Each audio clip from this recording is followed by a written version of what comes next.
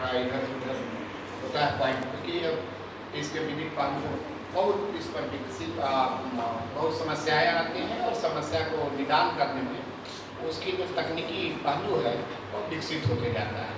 तो हम वहाँ तक तो न छुएंगे। यह आप इंटेलेक्चुअल प्रॉपर्टी राइट्स, जिसको हिंदी में बौद्धिक संपदा अधिकार कहते हैं, और यह 3 शब्द आप देख रहे होंगे, इंटेलेक्चुअल प्रॉपर्टी और राइट्स। मैं विधि के छात्र हूँ, देवल सर विधि के छात्र हैं। यह 3 शब्द हम लोग एक चैप्टर, क्या कहूँ, कई चैप्टर मिलाकर एक एक शब्द का हम डिफिनेशन पढ़ते हैं कि what is rights, what is property, what is intellectuality और पर्सनालिटी। ये अलग अलग मतलब हम लोग पढ़ते हैं, परंतु सरल शब्दों में यदि हम इसे समझे तो पहले मैं इंटेलेक्चुअल और राइट्स को हटाकर प्रॉपर्टी पर आपको केंद्रित करना चाहता हूँ। तो प्रॉपर्टी होता क्या है? और प्राचीन समय से शब्द, आपके पास समय तो है ना सर? हाँ जी सर। प्रॉपर्टी और जो शब्द है संपत्ति, जिसको कहते हैं संपत्ति, यह इसके पीछे की जो एक लाइन में स्टोरी है वह है कि संपदा क्या हो सकता है, संपदा कहते क्यों है। तो उसका अर्थ इकोनॉमिक्स के जो लोग होंगे उसका एक विस्तार लेते होंगे, परंतु यह केंद्र में है कि कॉमर्शियलाइजेशन मतलब उसका वाणिज्यीकरण होता हो किसी चीज का, चाहे वो टेंडर के रूप में होता हो, जैसे हम निवेदन करते हैं रुपया धन पैसा देते हैं, एक्सचेंज के रूप में होता है, विनिमय करते हैं, हम बदल देते हैं किसी चीज से, या उसका उपभोग और उपयोग करने लगते हैं। तो इस रूप में हम संपदा को आइडेंटिफाई करते हैं, पहचान करते हैं, अन्यथा उसका कुछ विशेष नहीं है। सामान्य अर्थ में बहुत संपदा को और भी देखा जा सकता है, परंतु सामान्य जो हमारे बोझ है वह संपदा यही है, संपत्ति। जैसे जैसे हम तार्किक हुए, हमारे बहुत से ऐसी चीज जो थे जो समाज में उसका उपभोग किया जा रहा था और दूसरे के द्वारा किया जा रहा था, परंतु उसका सृजन करता एक व्यक्ति हुआ करता। कभी कभी तो वह व्यक्ति जानता भी नहीं था और दूसरे को उससे बहुत लाभ उठा रहे थे। तब इस बात पर ध्यान गया कि यह भी एक संपदा है जो दिख नहीं रहा है, अमूर्त इसको कहते हैं, जिसका कोई मूर्त नहीं है। बहुत से अमूर्त संपदा है जो नेचर ने हमको दिया है, जय हवा, प्रकाश, ये सब देखिए, कहीं आप पकड़िए, प्रकाश का भाग बनने लगा, तब हम इस पर ध्यान में रखे, पूरे विश्व इस पर ध्यान रखा क्या रहे। कुछ ऐसे प्रॉपर्टी है जो मेरे मस्तिष्क का सृजन है, मेरे सोच का सृजन है, मेरा व्यक्ति मेरा कुछ ऐसा चीज है जिसका हम प्रयोग में ला सकते हैं, उपयोग में ला सकते हैं, उसके वाणिज्यीकरण कर सकते हैं, उसे अर्थ कमाया जा सकता है। और जब यह सोच बढ़ा तब हम बौद्धिक संपदा की ओर बढ़े। अब वो गाना गाए, यूं ही गुनगुनाए, और उनको एक व्यक्ति रिकॉर्ड किया और उसको सेल करना शुरू कर दिया, है ना, होता है ना। हम अपने गाड़ी में लगाते हैं, घर में लगाते हैं और उस गाना सुनते हैं, बहुत सुंदर लगता है। पैसा कौन कमाया है? रिकॉर्डिंग करके, और जो टेप वो एक सीडी बनाया है या कुछ बनाया है। गाना सुन किसका रहे हैं? उस गायक का।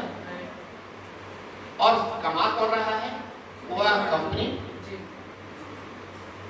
यह समझिए, संपदा किसका था मूल रूप से?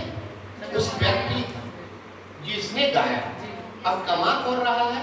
वह व्यक्ति जो उससे कोई रिलेटेड, उसका रिलेशन नहीं, उसका संबंध नहीं है, बल्कि उसका एक कॉमर्शियलाइजेशन उसको करने आता है। हम कुछ लिखते हैं, सोचते हैं, और दूसरा कोई उससे कमाने लगे, बेचने लगे, बुक्स के रूप में आप खरीदते हैं, पढ़ते हैं, कितना पैसा मिलता है। उसी प्रकार हम कुछ आविष्कार किए, पंखा किसी ने बनाया हुआ, परंतु पैसा कौन? एक कंपनी कमा रहा है, जो पंखा बना रहा है, जो लाइट बना रहा है, जो कंप्यूटर बनाया है, जो सब चीज है, माइक बनाया। परंतु यह इवेंट किसी न किसी के द्वारा यह इमर्ज किया गया, इन्वेंशन किया गया, खोजा गया, आविष्कार किया गया, और यह आविष्कार का किसका परिणाम है? उस व्यक्ति के सोच का, बौद्धिकता का। तो यहीं से संपदा की बात चला। जब हम इस चीज को जो हमारे द्वारा, हमारे बुद्धि के द्वारा जो हम कुछ सोचने लगे, कमाने लगे, कम करने लगे, इसका उपयोग में लाने लगे, और इसका उपयोग जब हम वाणिज्यिक रूप से करने लगे, हमें कुछ मिलने लगा, तब यह संपदा पर ध्यान दिया, और ये संपदा बहुत तेजी से आज कोई बहुत फल फूल रहा है और इसकी बात होने लगी। तो प्रॉपर्टी यह इंटेलेक्चुअल वाले बौद्धिक, बुद्धि, विवेक, मन और संपदा जो इससे कमाने का आधार बना, आर्थिक रूप से जब यह जुड़ा, संपदा के रूप में परिवर्तित हुआ। और राइट्स अधिकार जो है दो चीज है।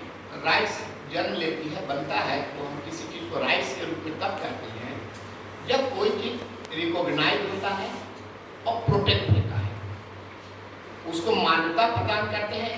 तीन चीजें होती है, ये सर समझेंगे। Rights in trade which is protected and recognised.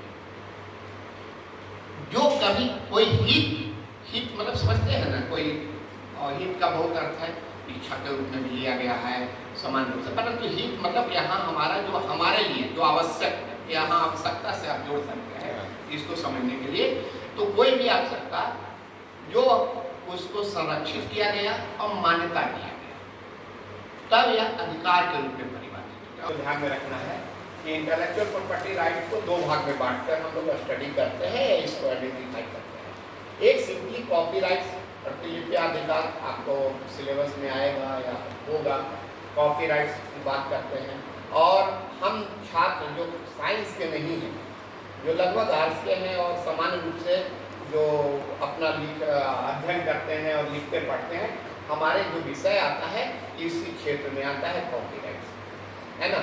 और इसी में चीज और अभी तेजी से आप लोग तो पीजी के स्टूडेंट हैं, तो आपको जानना होगा कि हम लोग जो टीचर्स हैं कि जिसको प्लेगरिज्म कहते हैं, साहित्यिक चोरी कहते हैं, वो इसी से मिलता जुलता शब्द आ जाता है, और फिर इसमें तो हम कभी कंफ्यूज होते हैं और समान रूप से इसको आपको रिलेट करके अध्ययन करते हैं।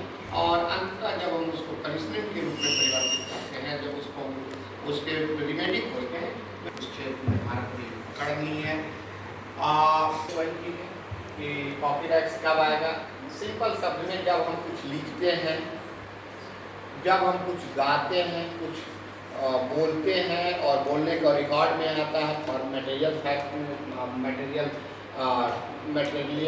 क्या कहते हैं, वस्तु के रूप में प्रयोग में लाने लगते हैं। फिर फिल्म, जब हम एक फिल्म क्या है, मस्तिष्क का क्रिएशन है।